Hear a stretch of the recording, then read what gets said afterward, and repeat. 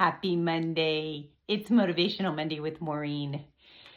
Well, we, as you know from my video last week, we're out camping all week, and I'm thankful sometimes just to get away from the news and all the stuff, of daily life. And so I was really taken by surprise when we got home and we started hearing all about that horrible flood that was in Texas, and just seeing the video after video of the devastation. And it wears on you and it grieves your heart, and start thinking about those poor people who lost loved ones or don't know where they are, and on and on and on. And, I just started thinking, it's natural for people to wonder, where God is in all of this. Where is God? Why didn't he stop this? Or why didn't he do something about it? I mean, we're trying to make sense out of it. So we ask questions and we look to the only one that we know that can answer that kind of a question. But, even though those things are naturally part of who we are and how we try to sort things out, we can't get stuck there in the why and the what ifs. You can't get stuck.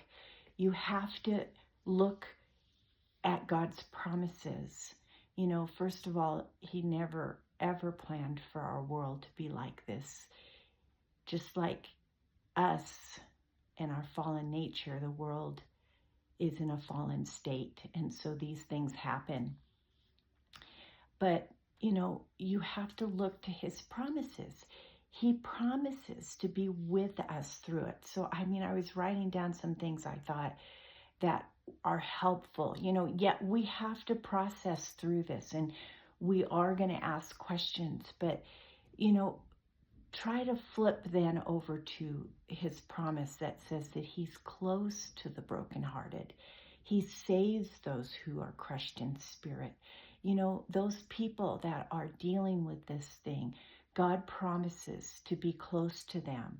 He understands loss. He understands more than we know, more than we can even understand. God understands. He understands loss. And, he embraces us in that grief that we're going through. I just think about how, a lot of times in those situations is when we really look for God. We really just start reaching out for him. Because he uses all of those things to draw us to himself so we can know who he is. And one of his names is the Comforter. He comforts us. I also was thinking about Psalms. I love Psalms. It says that, in 23, Psalms 23, it says that, verse 4, that even though we walk through the valley of the shadow of death, we fear not, because he is with us. When he is with us, we have nothing to fear.